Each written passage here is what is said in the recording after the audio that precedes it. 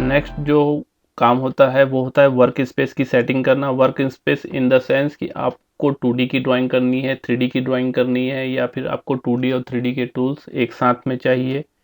जिस भी टाइप के वर्क स्पेस पे मतलब जो भी आपकी रिक्वायरमेंट होती है, एज पर रिक्वायरमेंट आप क्या करते हैं, अपने विंडो को सेट करते हैं। उसके लिए आप देख सकते हैं क्विक एक्सेस मेनू बार में यहाँ पे आपके पास में ये दिख रहा है, यहाँ पे एक छोटा सा एरो का बटन है। इस पे जैसे आप क्लिक करेंगे एक लिस्ट ड्रॉप डाउन होगी।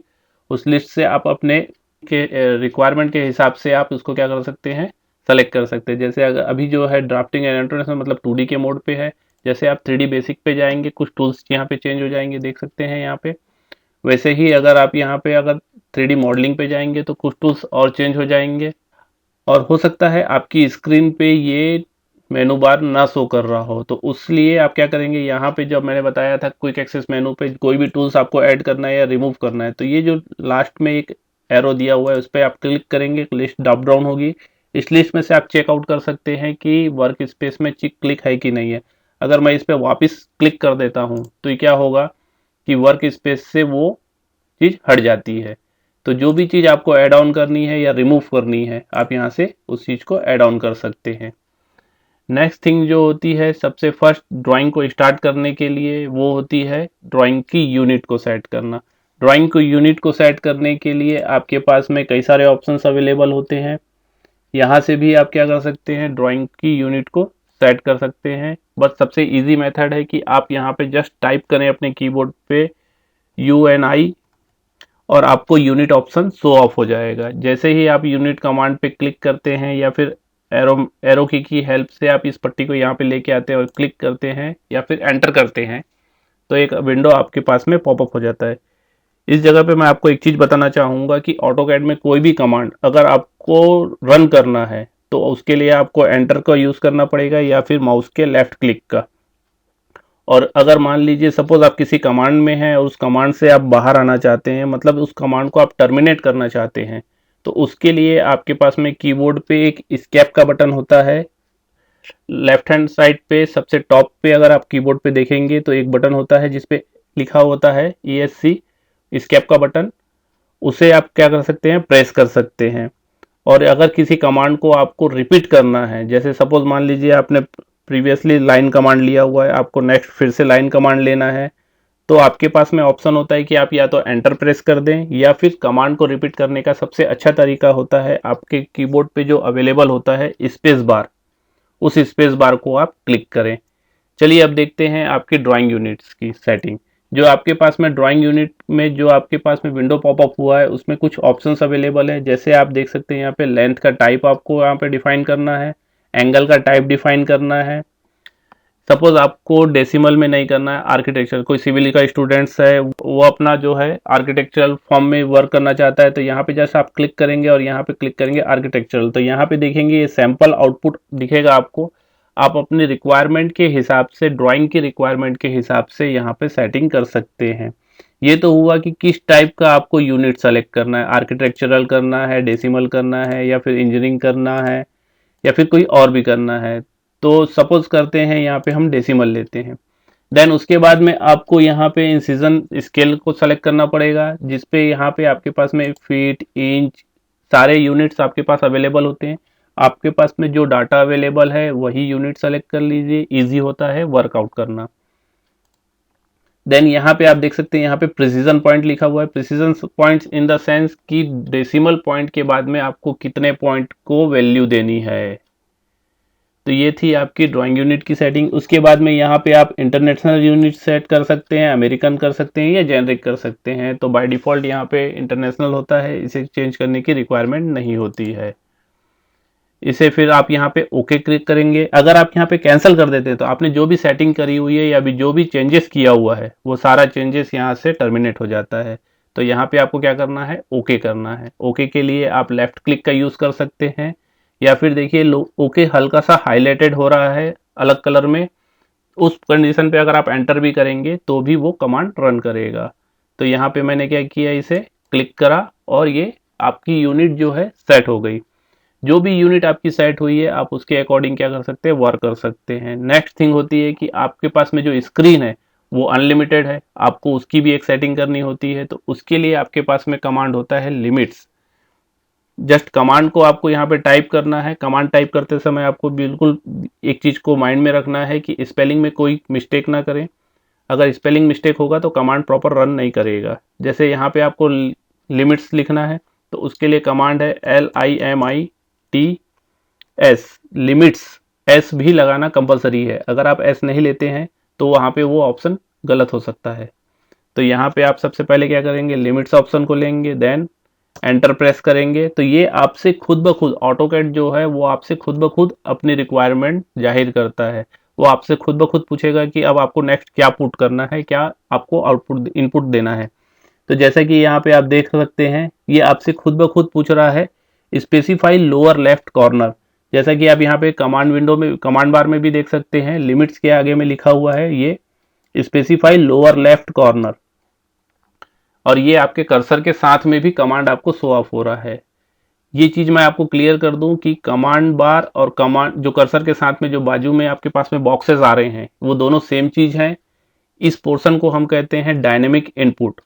डायनेमिक इनपुट आप ऑन और ऑफ कर सकते हैं। नीचे जो मैंने आपको टॉगल बटन्स बताए हैं, इन टॉगल बटन्स में से एक ऑप्शन होता है डायनेमिक इनपुट का। जैसे ही आप उस डायनेमिक इनपुट के बटन पे क्लिक करेंगे वो ऑफ हो जाएगा। बाई चांस यहाँ पे आपके पास डायनेमिक इनपुट का अगर ऑप्शन शो नहीं कर रहा है तो ये लास्ट में देखेंगे यहाँ पे 3 लाइनें आपके पास शो कर रही है। इस लाइनों पे अगर आप क्लिक करेंगे तो आपके पास में पूरी लिस्ट ड्रॉप डाउन हो जाएगी, पॉपअप होगी। उस पॉपअप में आप देख सकते हैं कि डायनेमिक यूनिट का ऑप्शन या डायनेमिक इनपुट का ऑप्शन ऑन है कि नहीं है। जैसे कि यहाँ पे आप देख पा रहे हैं डायनेमिक इनपुट ऑफ है। जैसे ही मैं इस पे क्लिक करता हूँ आप यहाँ पे देख सकते हैं एक नया ऑप्शन मेरे पास में ओपन हो गया है। ये जो ब्लू कलर में आपके पास में शो कर रहा है वो होता है ऑन कंडीशन में, मतलब एक्टिव कंडीशन या इनेबल कंडीशन बोल सकते हैं इसे। और जो थोड़े फेड कलर में है वो होता है इनएक्टिव या डिसेबल कंडीशन। आप अपनी रिक्वायरमेंट, ड्राइंग की रिक्वायरमेंट के हिसाब से इन टॉगल बटन्स को ऑन या ऑफ कर सकते हैं। इस लिस्ट में जितने भी चीजें हैं उन्हें आप अपनी जो फ्रिक्वेंसी के हिसाब से आपकी यूजेस होती है उसके हिसाब से आप इसको चेंज कर सकते हैं। फिलहाल मैंने यहाँ पे डायनेमिक इनपुट को ऑन रखा हुआ है। जैसे ही मैं इसे ऑफ कर देता हूँ आप देख सकते हैं कर्सर के साथ में जो भी बॉक्स आ रहे थे वो हट गया है। लेकिन यहाँ पे कमांड बार पे मेरे पास में कमांड रन कर रहा है। यहाँ पे लिखा हुआ है specify lower left corner. Lower left corner in the sense कि आपका जो लेफ्ट साइड का जो कॉर्नर है, क्योंकि एक ये रेक्टेंगुलर शेप आपके पास में या स्क्वायर शेप आपके पास में ड्राइंग के लिए एरिया अवेलेबल होती है, तो इसलिए आपको यहाँ पे इसका डायगोनल पॉइंट आपको देना होता है। तो लोअर लेफ्ट कॉर्नर यहाँ पे जैसे कि बाय डिफॉल्टली आप देख सकते हैं ब्रेसेस के अंदर पे 00 लिखा हुआ है। इसका मतलब है कि बाय डिफॉल्ट ये 0 की कंडीशन में, मतलब आपके यूसीएस जिस पॉइंट पे, ओरिजिन जिसे अपन कहते हैं, जिस पॉइंट पे क्रॉस करता है वो पॉइंट है। अगर आप चाहें तो यहाँ पर इनपुट भी कर सकते हैं। इनपुट करने के लिए जस्ट आपको यहाँ पे क्लिक करना है। क्लिक करने के बाद में आपको वहाँ पे टाइप करना है 0, जो होगा आपका, जो आप 0 डिफाइन कर रहे हैं ये होगा आपके एक्स एक्सिस पे डिस्टेंस, मतलब ओरिजिन से एक्स एक्सिस पे क्या डिस्टेंस होगी। देन कॉमा लगाकर आपको सेकेंड एक्सिस मतलब वाई एक्सिस पे आपको डिफाइन करना है, जो होगा आपका 0। तो ये आप बाय डिफॉल्ट पोजीशन पे आप उसको एंटर करेंगे तो भी वो 00 ही एक्सेप्ट कर लेगा। बट मैं आपको इसलिए बता रहा हूँ कि जब अगर सपोज करिए कि आपको अपने ओरिजिन से थोड़े डिस्टेंस से ही आपको लिमिट ऑन करनी है तो उसके लिए आप क्या करेंगे, इसको ऑन करेंगे, देन एंटर प्रेस करेंगे। देख सकते हैं वहां पे कमांड में आपके पास में चेंज हो गया। ये आप पूछ रहा है upper right corner, specify upper right corner. यहाँ बाय डिफॉल्ट जो है 12 और 9 लिया हुआ है। इसे आप चाहें तो चेंज कर सकते हैं। मैं यहाँ पे उसको चेंज करके 100, मतलब आप एक्स एक्सिस पे 100 यूनिट पे चले गए, देन वाई एक्सिस पे 100 यूनिट पे चले गए, देन एंटर। अब ये आपने तो लिमिट को सेट कर दिया, बट ये लिमिट आपको शो ऑफ नहीं हो रही है। इस लिमिट को शो ऑफ करने के लिए आपके पास में एक नेक्स्ट कमांड अवेलेबल होता है, वो होता है जूम। उससे पहले मैं आपको बता दूं, यहाँ पे मैं डायनेमिक इनपुट ऑन कर लेता हूं ताकि आप लोगों को जो है समझना इजी हो जाए। ठीक है, मैंने यहाँ पे क्या किया, डायनामिक इनपुट ऑन कर लिया है। अब यहाँ पे आप देख सकते हैं यहाँ पे कमांड लाइन पे कुछ भी नहीं लिखा हुआ है। ठीक है, इसका मतलब कि कोई भी कमांड रन नहीं कर रहा है, अभी कर्सर फ्री है। तो अगर आपको इस पे कमांड इनपुट करना है तो जूम के लिए हम क्या करेंगे, Z टाइप करेंगे, शॉर्टकट भी है जूम, Z करके एंटर कर देंगे तो भी डायरेक्ट जूम कमांड ले लेगा। आप चाहें तो ड्रॉप डाउन से भी क्या कर सकते हैं, उसे सेलेक्ट कर सकते हैं। कोई भी कमांड को रन करने के लिए वो कमांड आने के बाद में आपको क्या करना है, उस कमांड के ऊपर एंटर प्रेस करना है या फिर क्लिक करना है। जैसे ही मैंने जूम कमांड को क्लिक किया और एंटर किया, आप देख सकते हैं स्पेसिफाई कॉर्नर पूछ रहा है, क्योंकि इसमें कई सारे ऑप्शंस अवेलेबल होते हैं। अगर आपके पास में कीबोर्ड में जो एरो बटन्स अवेलेबल होती है, एरो बटन का जो कॉम्बिनेशन होता है, उसमें से डाउन एरो को अगर आप प्रेस करेंगे तो आपके पास में एक लिस्ट ड्रॉप डाउन हो जाएगी कि आप इसमें से किस टाइप का जूम ऑप्शन यूज करना चाहते हैं। ये जितने भी लिस्ट में आपके पास शो ऑफ हो रहा है, ये सभी जो है जूम के अलग अलग टाइप्स है। एज पर ड्राइंग के रिक्वायरमेंट और आपकी रिक्वायरमेंट के हिसाब से ही आप क्या करते हैं, जूम ऑप्शन को यूज करते हैं।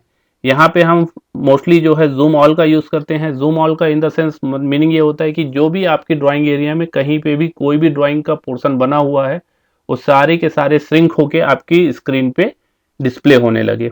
तो यहाँ पे हम ऑल के सामने में ये डॉट को लेके आ जाएंगे, एंटर कर देंगे। और अगर आप कीबोर्ड से शॉर्टकट में यूज करना चाहते हैं तो उसके लिए यूज करेंगे Z एंटर A एंटर। ध्यान रखेंगे एंटर प्रेस करना बीच में कंपलसरी है। अगर आप एंटर प्रेस नहीं करेंगे तो आपका जूम कमांड ही रन नहीं करेगा। अगर आप ZA करके एंटर कर देंगे तो कमांड गलत हो जाएगा। तो यहाँ पे हम करेंगे जूम ऑल।